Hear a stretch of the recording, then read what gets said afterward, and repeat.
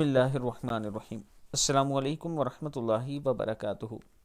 بیوی کی گود میں سر رکھ کر سونا کیا یہ جائز ہے؟ یہ میں اپنے دوستوں کو بتاؤں گا۔ اس سے پہلے میں اپنے دوستوں سے ریکویسٹ کروں گا کہ جیسے پچھلے رمضان میں آپ دوستوں کے تعاون کی وجہ سے ہم نے راشن تقسیم کیا تھا، اس مرتبہ بھی ہماری کوشش ہے کہ ہم لوگوں میں راشن تقسیم کریں۔ آپ دوستوں کے تعاون کی ضرورت ہے، آپ دوست تھوڑا تھوڑا تعاون کریں۔ یہ میرا واٹس ایپ نمبر ایزی پیسہ اور جائز کیش اسی نمبر پر موجود ہے۔ اس بار ایڈوانس میں اس لیے بتا رہا ہوں تاکہ آپ دوست تعاون کرنا چاہیں تو جلدی کر دیں۔ اگر رمضان میں بھی کریں گے تو انشاءاللہ آپ کا پیسہ ان لوگوں تک پہنچ جائے گا۔ اگر آپ کے پیسے سے، آپ کے دیے ہوئے مال سے کوئی روزہ افطار کرتا ہے یا سحری کھاتا ہے تو آپ خود سوچیں کہ آپ کو کتنا اجر ملے گا، اور یہ اجر اللہ تعالیٰ دینے والا ہے، بس ہم نیت کر لیں۔ تو شروع کرتے ہیں۔ بسم اللہ الرحمن الرحیم۔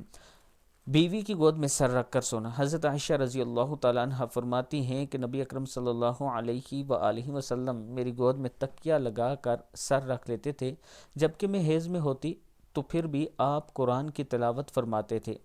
صحیح بخاری کی حدیث ہے۔ یہ حوالہ نمبر آپ کے سامنے ہے۔ السلام علیکم ورحمۃ اللہ وبرکاتہ۔